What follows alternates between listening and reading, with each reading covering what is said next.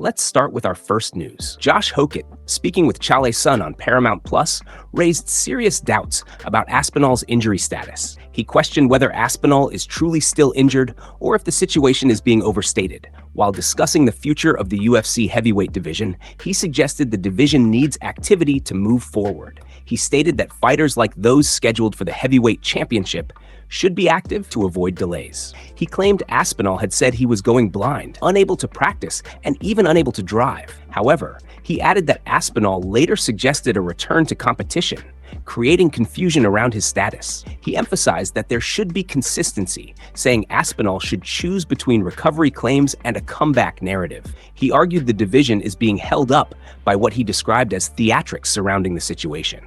He believes the uncertainty is preventing progress in the heavyweight title picture and affecting contenders. Overall, the comments reflect growing frustration within the MMA community about Aspinall's extended absence and unclear timeline.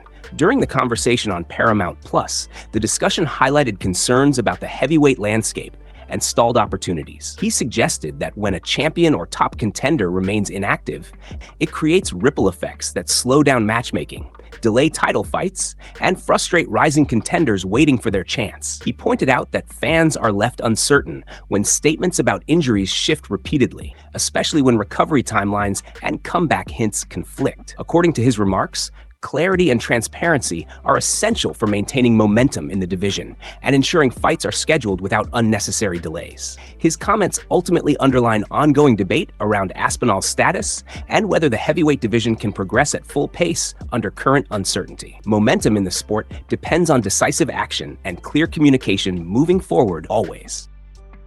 Move on to another news. Daniel Cormier talks about a potential wrestling match with Jon Jones. Alfredo Auditori from Alf Global raised eyebrows by reporting that his company is trying to finalize a wrestling match between Daniel Cormier and Jon Jones. Well, recently Cormier confirmed that talks have been ongoing, but DC also outlined why they haven't succeeded. In a follow-up video, Cormier posted on his YouTube channel. He claimed Jones has been calling for a grappling or submission-only match instead. He also reported that, now hold on to your hat, they've been offered 7 figures to wrestle. The reality is, as I told you guys before, you don't have to go me into this wrestling match. I know, as a fact, I will beat him 10-0 at 47 years old. Here's the problem. I know I'm gonna beat him 10-0, but he also knows I'm gonna beat him 10-0. That's why he will not wrestle me. He won't do it. He will not wrestle. The amount of money that has been offered to us to do the wrestling matches, 7 figures to wrestle. You tell me to wrestle for that, I'm in all day. But again, not only do I know I'm gonna beat him 10-0, he knows that I'm gonna beat him 10-0. Then the stipulations start. Then it's me going, well, I wanna wrestle. If we're gonna do anything, let's wrestle, right? You're a wrestler, right? You're a wrestler. I'm a wrestler. You said you could beat me. You can take me out. Let's do that. No, let's grapple. 10 minutes. Let's make that 8 minutes. Okay, let's do submission only. No.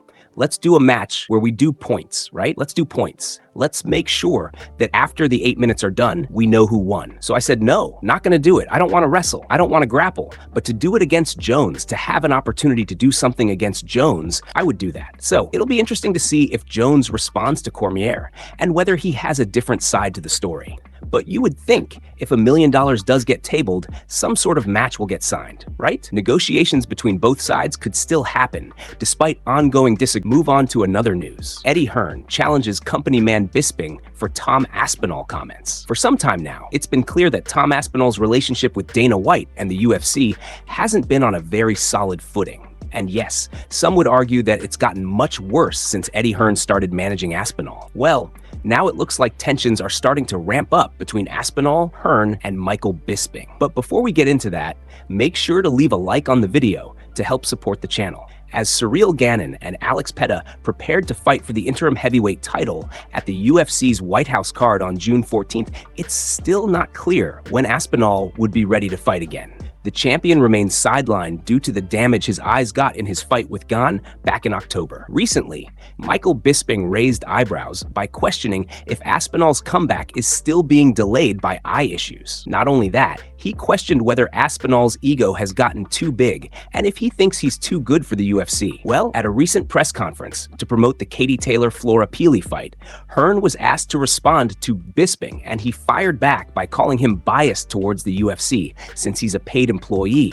And he also challenged him to a debate. Let me tell you something about Michael Bisping, but he's a total and utter company man, right? He's on the payroll, and he should have more respect for Tom Aspinall. Listen, Michael is entitled to his opinion, but what we should do is me and Michael Bisping should have a live stream debate about Tom Aspinall, about the UFC, about boxing.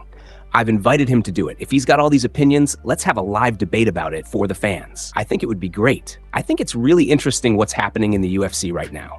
It's been a monumental change for the swing of the business, and they've got to be careful. Hearn isn't the first person to accuse Bisping of being biased for the UFC. But it's also true that he unfortunately knows a thing or two about dealing with horrific eye injuries. It's also worth noting that a good portion of Aspinall's UFC absence has coincided with Hearn becoming his manager, and Hearn hasn't been shy about claiming Aspinall is sadly underpaid by the promotion. We recently covered Hearn saying how he won't let Aspinall fight the winner of the pay-to-gone fight unless the UFC pays him more money, and the widening gap between Aspinall and the UFC is also catching the attention of other heavyweight contenders. As tensions continue to rise around the division and future, move on to another news. New UFC fights announced. Updates on X. Marcel Dorff recently forwarded an IG report from Radical MMA that Alexander Gustafsson has withdrawn from a July 27th bout with Donald Donenko. Instead, Ador Berggren will face Donenko at the Baku card. Donenko last competed in February and recorded a unanimous decision win over Alex Morono. He has won 8 in a row, if you include his victories on the Ultimate Fighter show. Berggren, meanwhile, will be making his UFC debut and has gone 3-2 in his last 5 fights. And Dorff is also reporting that following the cancellation of the Jonata Denise and Jose Montana fight that was set for June 20th, Montana is now booked to face Louis Sutherland on August 8th. The fight will be part of the UFC Fight Night card in Vegas that day. Montana, who has won 3 in a row, has yet to make his UFC debut. Sutherland, on the other hand, is coming off a unanimous decision win over Tayu Ivasa in May. That win followed consecutive losses to Brando Peric and Valter Walker, and moved his UFC record to 1-2. Recently, there's been rumors that Duplessis and Kamaru Usman will fight next, and Marcel Dorff is now reporting ongoing discussions around potential matchups as the UFC continues reshaping upcoming fight cards across multiple divisions. The constant reshuffling of fights highlights how quickly the UFC landscape is shifting, with injuries, withdrawals, and replacements forcing promoters to adapt on short notice. Fans are now watching closely as new names step in, while established fighters adjust their timelines and preparations for upcoming events. Move on to another news. Duplessis versus Kamaru Usman to headline UFC Oklahoma City. Reporting suggests that the fight could headline the UFC's next card in Oklahoma City. Tickets for the July 18th event recently went on sale, even though no official headliner has been announced yet. Usman hasn't fought since June 2025, when he recorded a decision win over Joaquin Buckley. That win snapped a 3-fight losing streak and marked a return to form for the former champion after a difficult stretch in his career.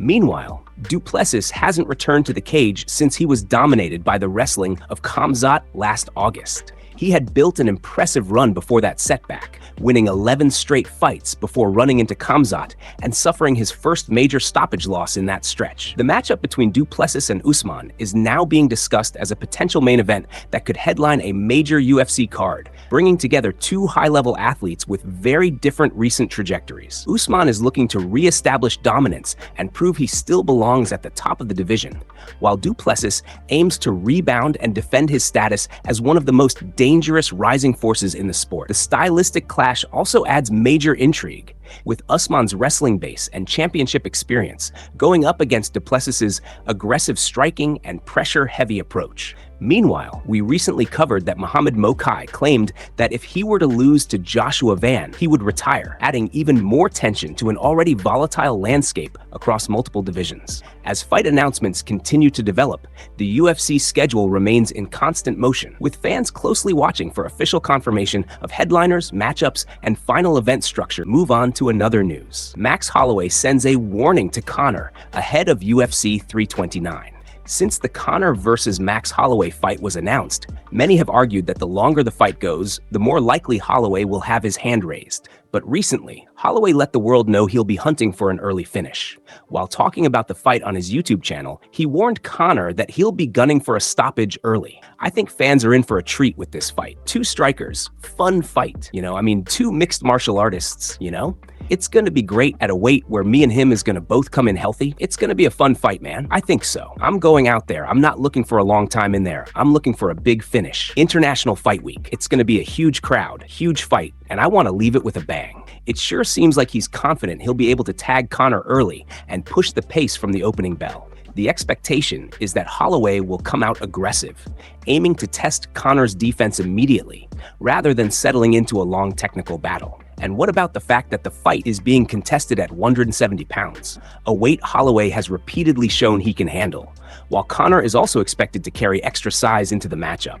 That added weight class introduces a new dynamic, potentially impacting speed, durability, and endurance for both fighters as they adjust to the welterweight limit. Analysts believe the key factor could be whether Holloway's volume striking overwhelms Conor before he can establish timing and counters. Meanwhile, Conor's experience and knockout power remain a constant threat, especially if he can capitalize on any early openings. As anticipation builds, fans are expecting a high-pace, high-drama clash between two elite strikers. Move on to another news. Max Holloway reacts to MMA community concerns. Holloway believes Conor will actually make it to the event, and that there is no real indication he is not serious about the fight. The way Holloway sees it, Conor is fully locked in and preparing for a major return. He said, "A lot of people are talking about Conor maybe not showing up, even if he's training or whatever, but he looks pretty dedicated from everything that he's posting out now. And I think he's pretty serious. I think he really misses the sport and really wants to get back in there. I'm glad for the opportunity. July 11th can come soon enough." Holloway's comments come at a time when there has been growing speculation across the MMA community about Conor's consistency and whether he will fully commit to the scheduled fight. Despite those concerns, Holloway made it clear he is preparing as if the matchup will go ahead without any issues. He emphasized that Conor's public training updates and social media activity suggest a fighter who is mentally engaged and motivated to return to competition. According to Holloway, the energy around this fight feels different, especially with the attention it is receiving and the stakes involved for both fighters. He appears confident that the matchup will deliver a major moment for fans, regardless of outside doubts. Holloway also highlighted his own excitement, stating that he is ready for the opportunity and fully focused on making the most of the platform. The build-up continues to grow as both fighters prepare for what is expected to be a high-profile clash. Holloway's belief in Conor's commitment adds another layer to the narrative, especially as discussions around ring readiness and long layoff concerns continue in the background. Still, Holloway remains focused on the fight itself, rather than the uncertainty surrounding it. As the date approaches, attention now shifts toward final preparations, fight camp intensity, and whether both athletes can deliver on the expectations